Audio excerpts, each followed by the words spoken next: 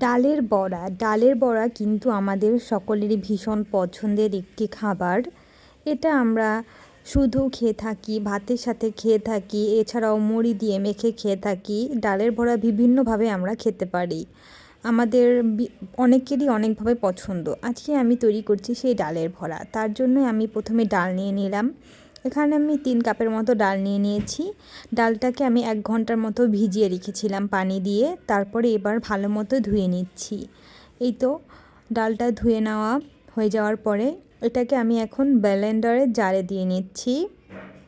আমি এটাকে এখন একটু ব্লেন্ড করে নেব। এটা কিন্তু আমি পুরোপুরি পেস্ট করব না, আমি এটাকে হালকা সামান্য ব্লেন্ড করব। পুরোপুরি মিহি ব্লেন্ড করলে কিন্তু ডালের বড়াটা খেতে আর মুচমুচে হয় না।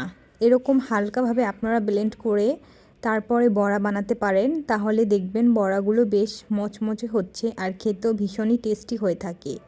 এই তো আমি হালকাভাবেই ব্লেন্ড করে নিলাম। তারপরে এখন দিয়ে নিচ্ছি সামান্য পরিমাণে লবণ, তারপরে মরিচ,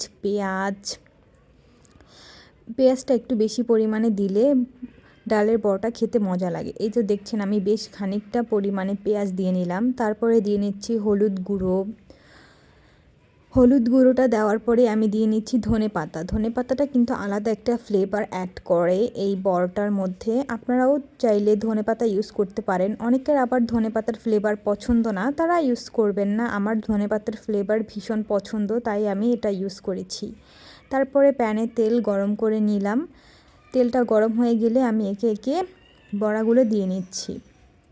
আপনারা যে কোনো শেপেই তৈরি করতে পারেন। আমি লম্বা শেপে তৈরি করে নিচ্ছি, গোল শেপ, যে কোনো শেপেই তৈরি করা যায়। এইভাবে তৈরি করলে একটু পাতলা হয় আর ভীষণ মুচমুচে হয়। এই তো এক পাশ হয়ে গিয়েছে, আমি অন্য পাশও উল্টে দিচ্ছি। এই ডালের বড়াটা কিন্তু রমজান মাসে সবাই বেশ তৃপ্তি করে খেয়ে থাকে। অনেকেরই ফেভারিট ইফতারে এটা হয়ে থাকে, এই ডালের বড়াটা ফেভারিট ইফতার। সো এই তো আমার ভাজা হয়ে গিয়েছে, ডালের বড়া রেডি। এখন এটাকে ভাত, মুড়ি যে কোনো কিছুর সাথেই খাওয়া যাবে।